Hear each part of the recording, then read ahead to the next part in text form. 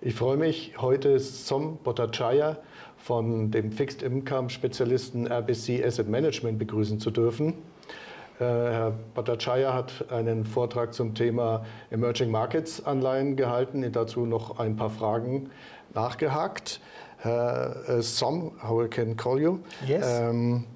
Why are you so optimistic for emerging markets at its whole? Well, thank you for asking the questions. First of all, I'd like to highlight by saying that emerging market can sometimes appear to be a difficult asset class. Mm-hmm. Everyone knows it's very high in value and carry, and yet everyone also reads the headlines about the difficulties about Russia and Ukraine. But at this specific point of time, there are three reasons we think makes us particularly optimistic for emerging market debt.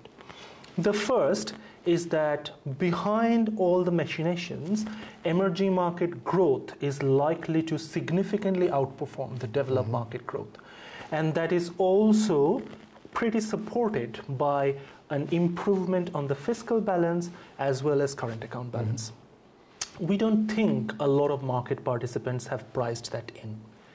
The second element which makes us particularly confident about emerging markets at this particular point of cycle is emerging markets central banks have been pursuing a very orthodox monetary policy to fight inflation, not from 2022, not from 2021, but from 2020. Obviously, there are some exceptions such as Turkey.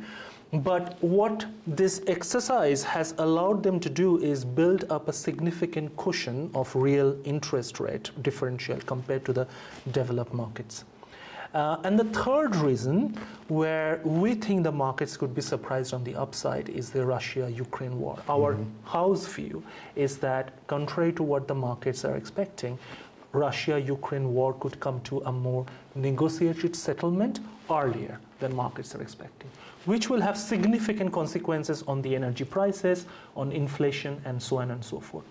If you combine all of these three factors together with a carry, or the yield of the asset class, that's nearly 13-year high, you have a perfect opportunity and combination for this asset class to rally. That's why we are very optimistic. And how is the strategy of the BlueBay Emerging Market Bond Fund? So the BlueBay Emerging Market Bond Fund is a benchmarked portfolio, and it is managed against JP Morgan MB Global Diversified Index. It is by and far a pure hard currency portfolio. So there are typically no local currency exposures in the fund, mostly dollar-denominated bonds, although we do sometimes buy euro-denominated bonds. So investors don't have to worry about the tremendous volatility that they can expect to come from Brazilian real or South African rand. The key focus on this particular fund is to generate alpha from against a very diversified index. So the index has nearly 60 or 70 countries. The fund has been very successful in generating that alpha. If you look in 2022, we generated an excess of 300 basis points of alpha relative to the index. Same for a volatile year such as 2020, we generated 300 basis points or more alpha in that year. At the moment, the portfolio is constructed with a high risk bias, but not necessarily on the high yield segment. What I mean by that is the portfolio is overweight both interest rate duration and spread duration. And we find particularly good value in the longer dated bonds of investment grade issuers, such as, for example, Mexican sovereign or Pemex or some of the issuers in the Middle East and so on and so forth. We also like issuers such as Oman, which has a very solid credit profile, but at the same time offers very attractive spread. So plenty of opportunities to benefit from in the emerging market segment at the moment.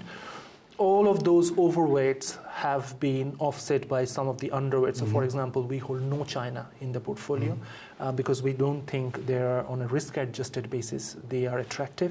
We have zero exposure to Malaysia from an ESG perspective. So that's how we have constructed the portfolio. The portfolio, I will also highlight, has nearly 10% yield. So on a forward-looking basis, again, it is likely to strongly generate positive return. So hopefully, that answers your question. Yeah, definitely.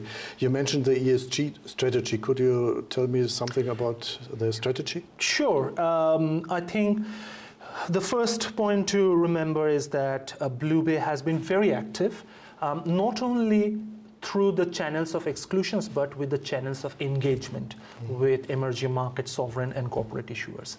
Because we do think emerging market sovereign and corporate issuers need capital, but at the same time they need to make improvements on their ESG profile.